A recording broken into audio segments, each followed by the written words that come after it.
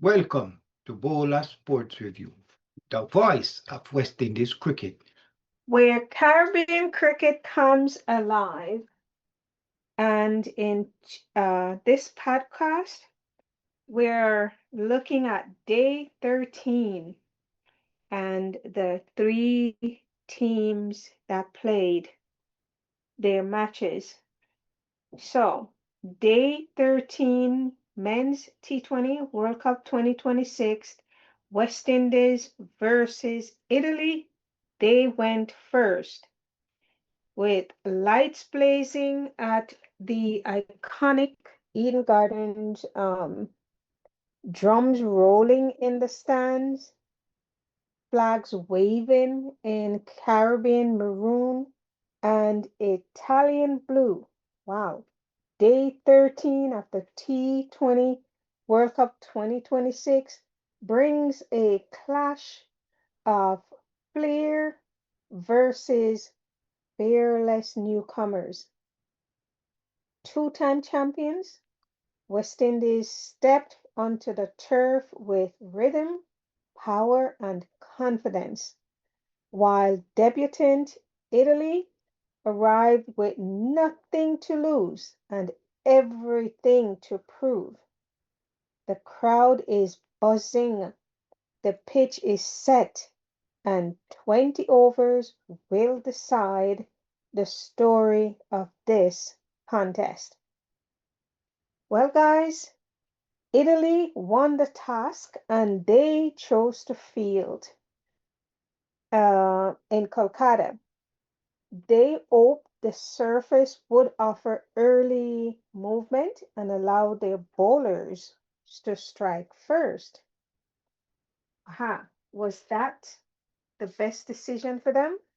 Well, West Indies had already qualified, like we know, for the Super 8 after three straight wins. And Italy, the tournament debutants, was already eliminated, but aiming to finish strong. They want to walk away with bragging rights. You know, they came to the World Cup. They didn't make the Super 8, but they ended with a blast. The Eden Garden surface looked firm with a thin grass cover, typical of Calcutta day games. That's usually how their pitches go. But early on, the ball gripped slightly, but once batters got set, timing became easier. And the outfield was quick, guys. The boundaries inviting, and the stands were loud. Caribbean drums echoing against Italian chants, creating a carnival-like cricket atmosphere. It was electrifying. The first inning, West Indies, they went into bat. Italy, their decision to field paid off briefly. Brandon King fell early though, 4 for 6. I was expecting more from him. Shamronik Meyer also followed cheaply, 1 for 4. At this point, I'm going like, no way, when this, don't tell me when this, But I kept hoping. And then Sheo came down.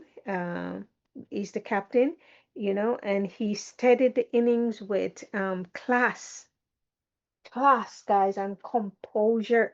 And I'm going like, yeah, lifted my spirit, and I was ready and high again to cheer. Now, the key performers were Sheop, of course, 75 of 46 balls. Ruston Chase, 24 of 25, and a late cameo from Shefran Rutherford. West Indies total now 165 for 6 in 20 overs, which was could be better, but really that was good. I accepted that. Now the tempo of the innings.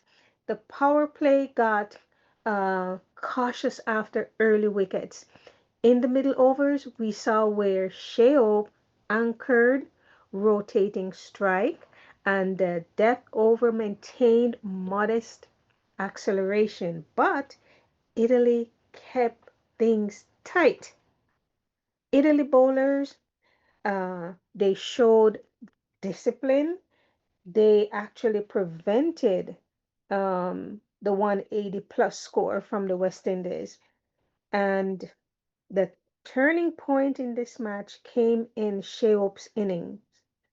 While others fell around him, he controlled the temperament, choosing when to attack and when to rotate. That was magnificent. Um, he struck at the right times. His stability meant West Indies always had a defendable total. In the second innings, Italy chased, and they needed 166 at 8.3 runs per over against a powerful West Indies bowling attack featuring Jason Holder, Akil Hussain, and Shamar Joseph.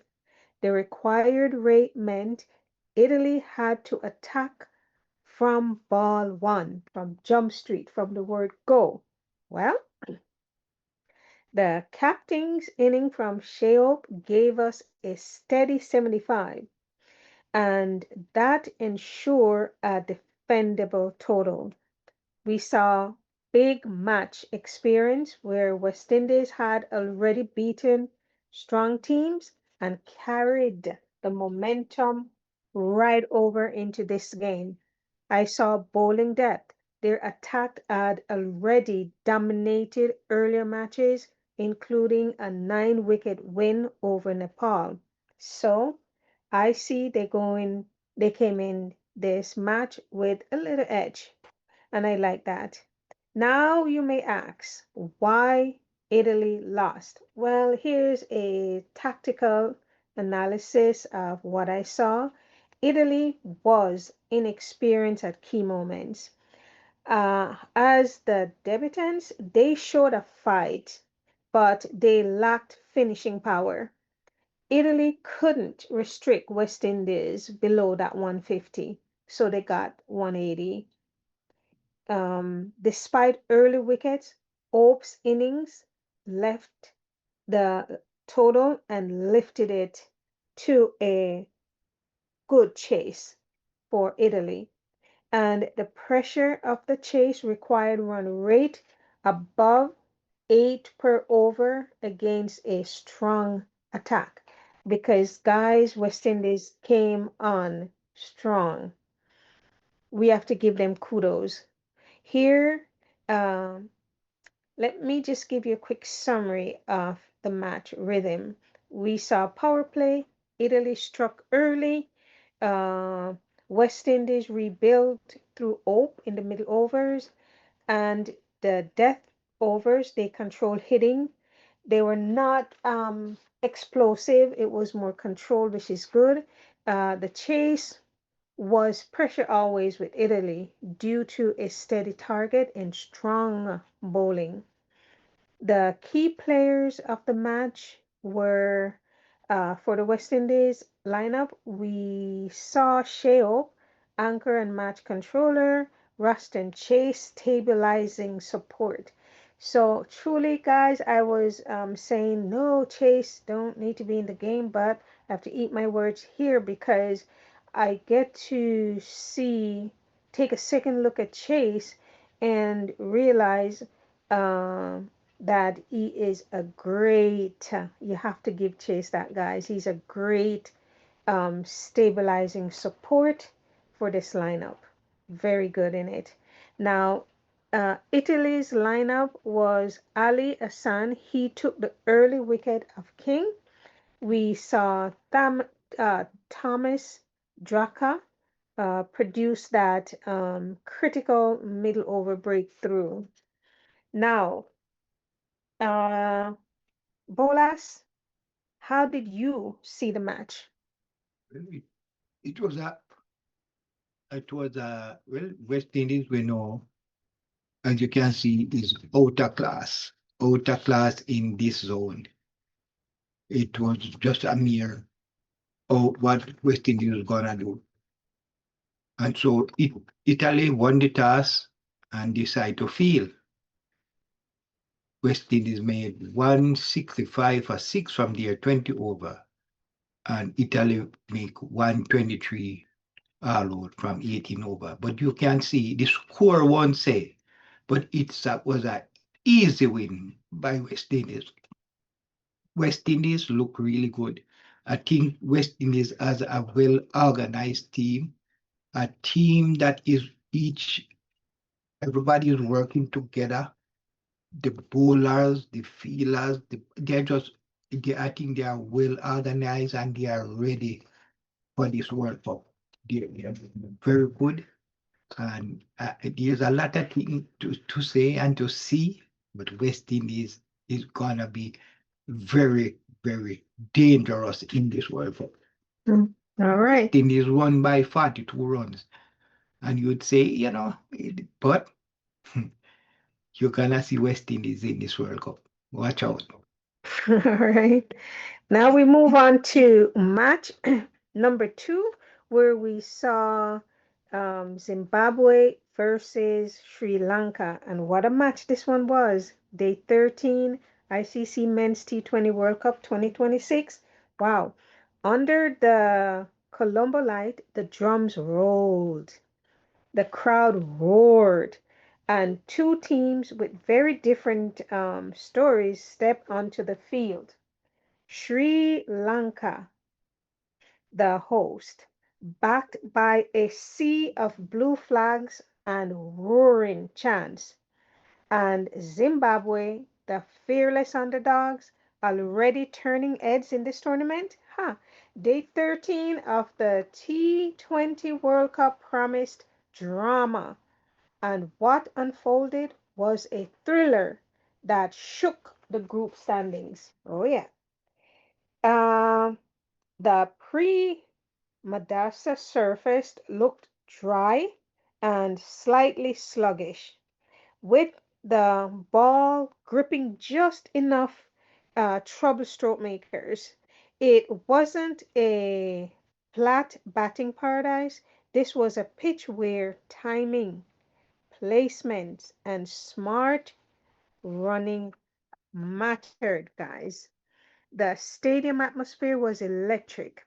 Sri Lanka's fans packed the stands, drum beating, horns blaring, and chants echoing across the ground. But as the match progressed, the noise began to shift.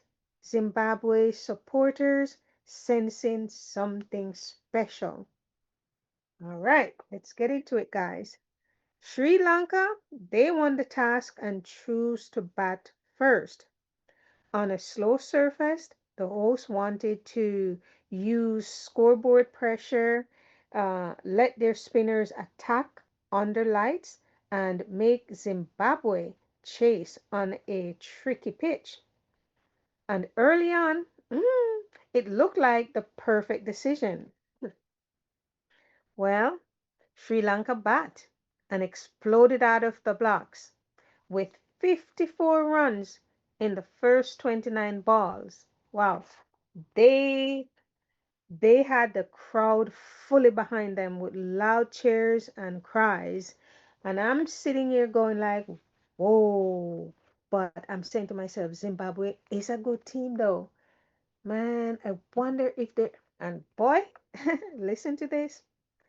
The key performers here I saw Patum Nisanka 6-2 off of 41 balls, and Pavan uh, 44 off of 25 balls. But the innings had three distinct phases that I saw. Number one, flying start, the 54 for none.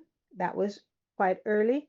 The middle overs slowed down a little bit with Zimbabwe's when they struck back, reducing them to 123 for 4.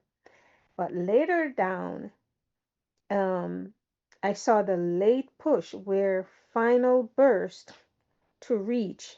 There was a final burst to reach that 178 for 7. Now, Zimbabwe bowlers, Graeme Premier, he was the key middle over wicket taker, blessing Musa Rabani early and late strikes, and Brad Evans double bowl at the depth. Huh. Sri Lanka's total 178 for 7 in 20 overs. Now, the power play, I saw aggression and dominance. Middle order momentum was gone. And the death over, I saw partial recovery, but not good enough to make any, huge dent. In the second innings, though, Zimbabwe chased and Zimbabwe came out with intent, strong intent. Their target was 179 runs. And here again, I'm going like 179. Oh my goodness. But listen, their opening partnership was Brian Bennett and Tade Wanshi Maromani. Sorry, guys, I know I butcher your names, but I'm not my tongue. I'm not familiar with the pronunciation of your name, so just forgive me here. But they added in this partnership 69 runs. Good job. I see positive, fearless batting from ball one. And Maromani fell for 34, but Zimbabwe kept attacking. Middle overs, they had momentum where Ryan Burrow smashed a quick 23 off of 12 balls, and the pressure stayed on Sri Lanka. Then came the decisive moment where the captain counterattack. Wow. Uh, Sikander Raza 45 of 26. Back to back sixes, guys, shifted the chase firmly in Zimbabwe's favor. Despite a late wobble, Zimbabwe, they held their nerves. And in the final moments, I saw where they needed 8 runs in the last over. Tony Muyanga, he hit a towering six, and Bennett finished unbeaten at 63. Zimbabwe ended with 182 for 4 in 19.3 overs. They won by 6 wickets. And you ask, why did Zimbabwe won? Well. I saw calm, structured chase. They never panicked, which is important. Even when the rate climbed, I didn't see them panicked. Match winning captain's knock. Raza's 45 of 26 shifted momentum at a crucial stage, and early bowling comeback. They stopped Sri Lanka's strong start and kept the total below that 180. And I'm going to just tell you why Sri Lanka lost. Why Sri Lanka lost the match. Middle over collapse. From a flying start, they slowed down and they lost wickets in clusters. They couldn't break key partnership. Zimbabwe's top and middle order built decisive stands. The death over pressure, huh? Zimbabwe finished strong, handling the final overs better than the host, Sri Lanka. Now, when you look at the power play, Sri Lanka uh, dominant, right? But the middle over Zimbabwe, they fought back. The death over Sri Lanka recovered to 178. Zimbabwe chase was steady. Then they gave an explosive finish. Now, with Raza 45 off of 26, that was a game changer. And as the lights fade over Colombo, the story of the 13 belongs to the fearless. Zimbabwe unbeaten, confident, and marching into the Super 8 with belief. Sri Lanka stunned at home, left searching for answers. The stakes are rising, guys. Huh. The giants are gathering, and the T20 World Cup is about to enter its most explosive phase. Stay tuned because the real battle for the trophy starts now. So, Bolas, what's your take? Well, this match was a very, very interesting match. It was the top of the table clash between Sri Lanka and Zimbabwe. Sri Lanka was on 6 points and Zimbabwe on five because of a rain washout game. So the winner, if Sri Lanka win, they would go to 8 points, and if Zimbabwe win, they are going to go to seven.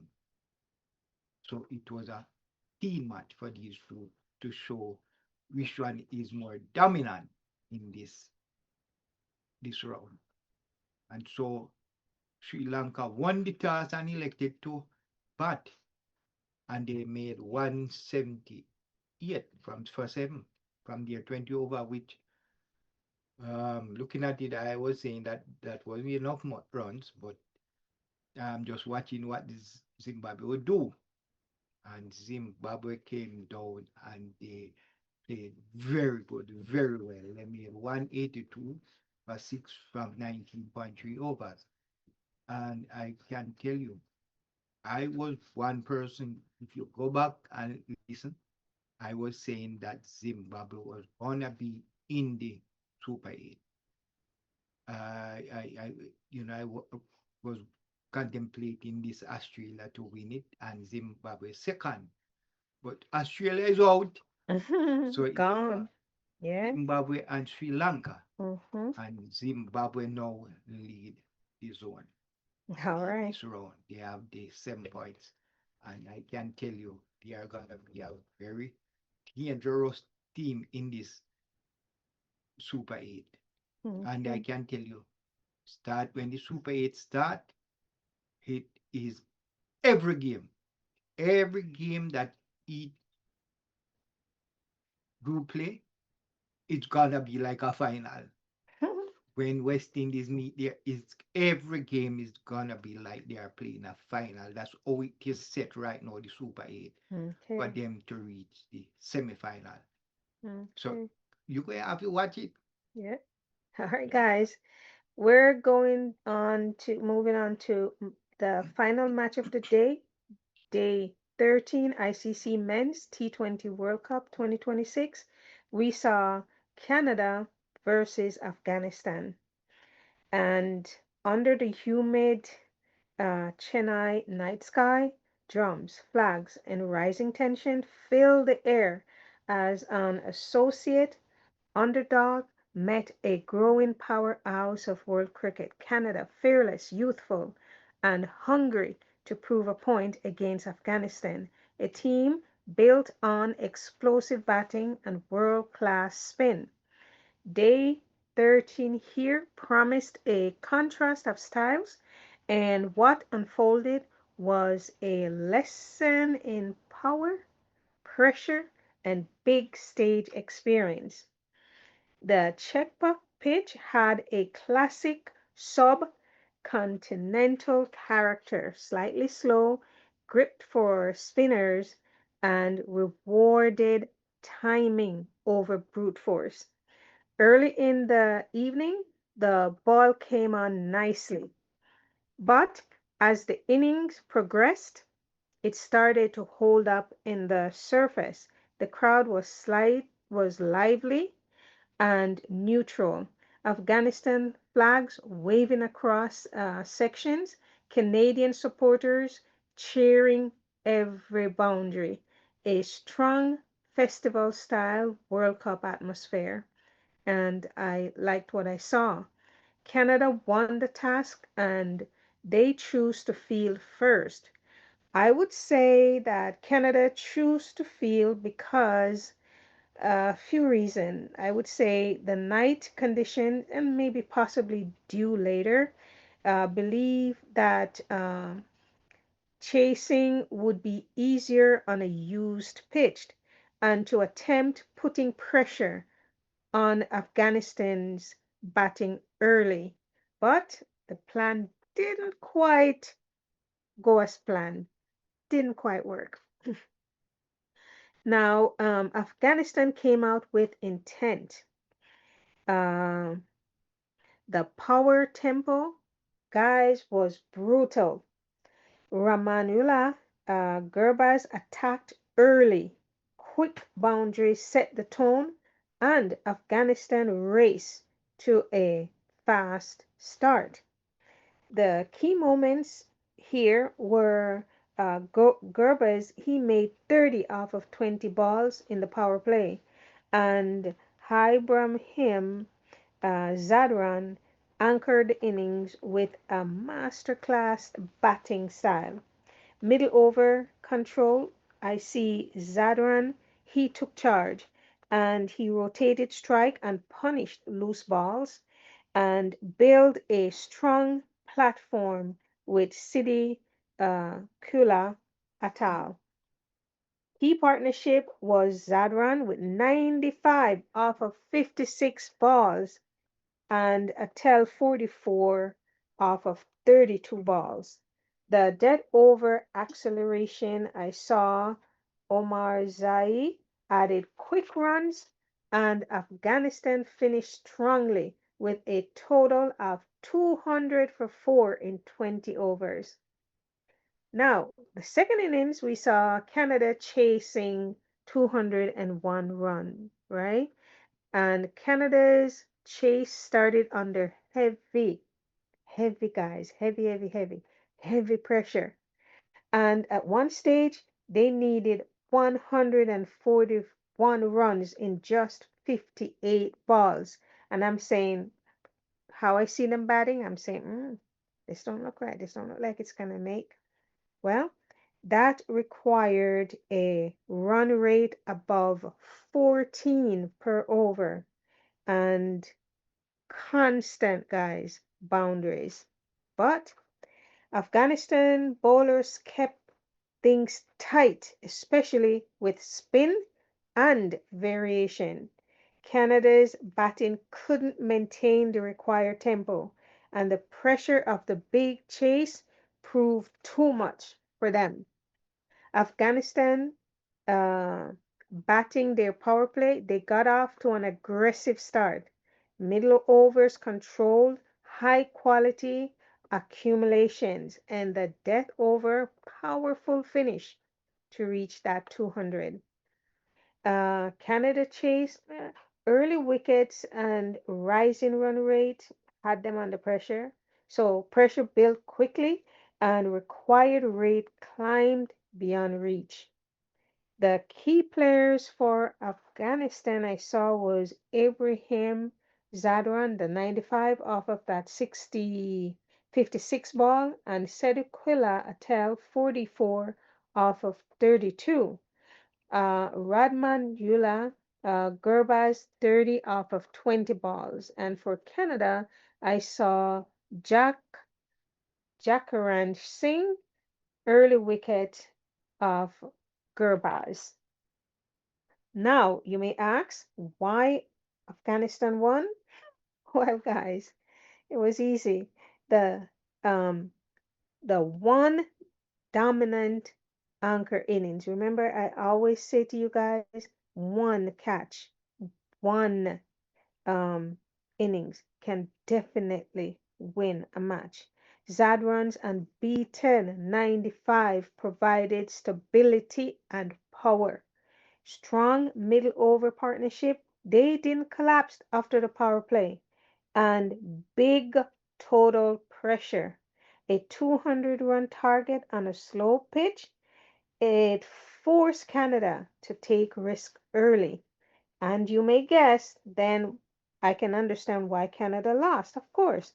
The toss decision backfired. The pitch was better for batting early, and they didn't realize that. And they definitely could not control Afghanistan's middle over. Zadran and Atel built a match winning stand, and they were chasing pure pressure, under pure pressure. The required rate climbed too fast for them, leading to risky, very, very risky shot.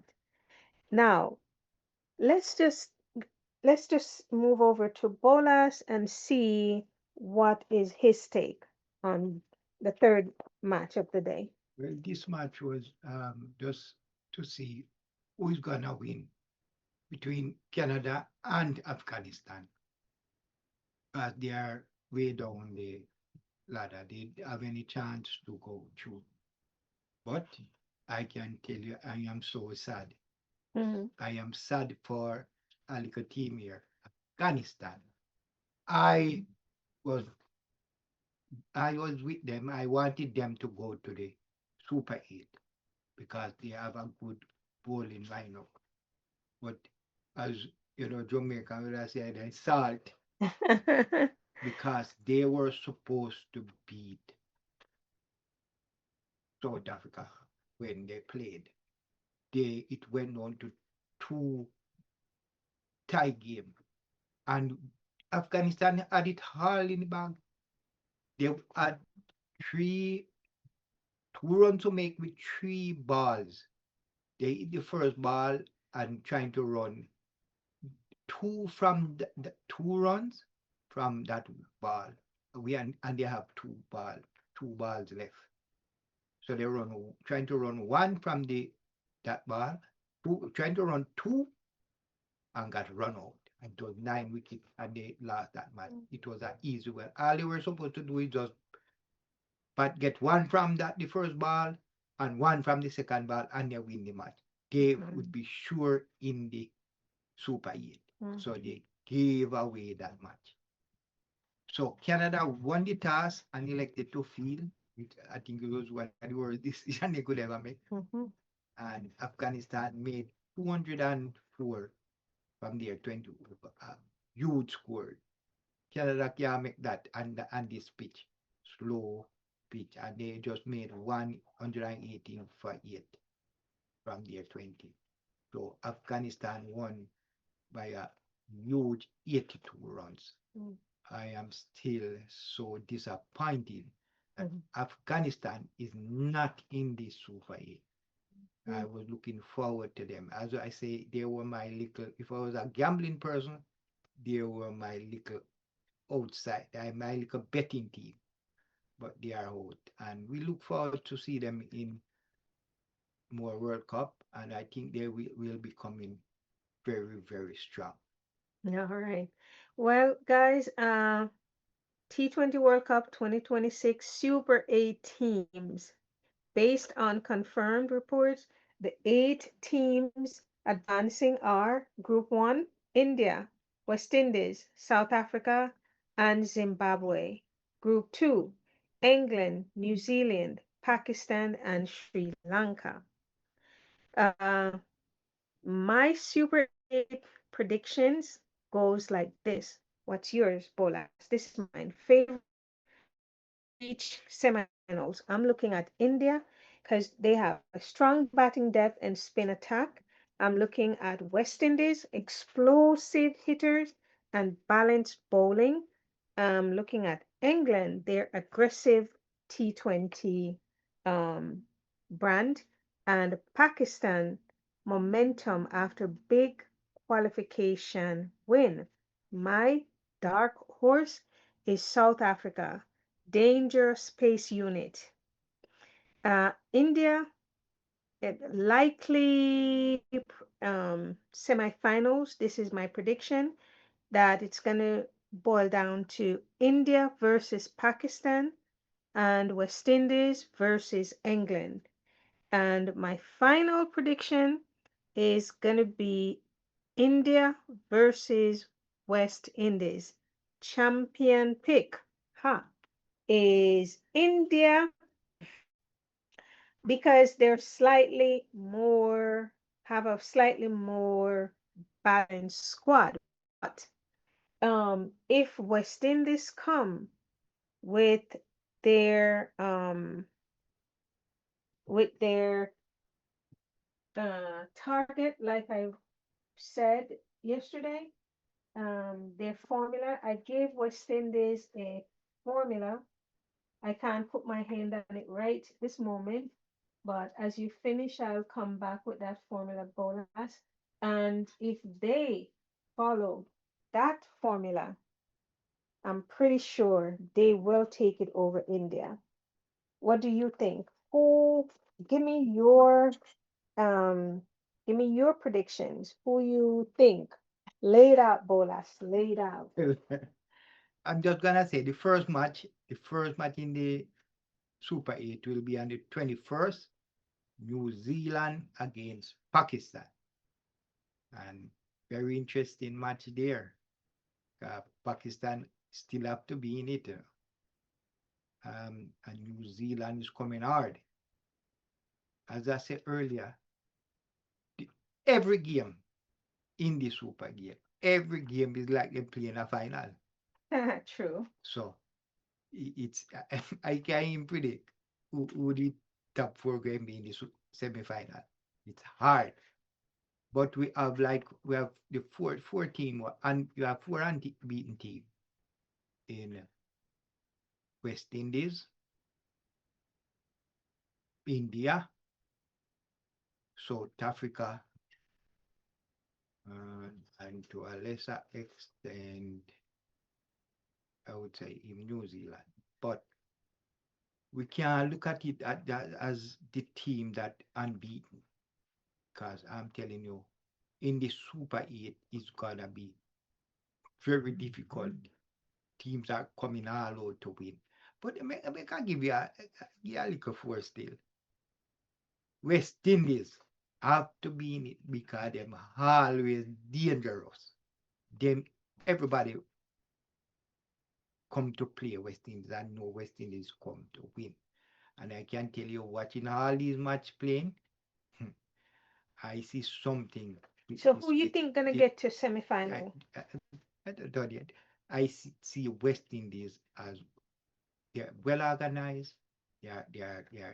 The team is playing together. They are together. They are trying. Yeah, I see something in them. So I'm giving them. They are gonna be in the semi-final. West Indies. Um, Everybody say India the big favorite, big giant, big old favorite. But let's see. I tell you, it's gonna be hard on them. But we still have to carry India because they are the defending champion. They are going for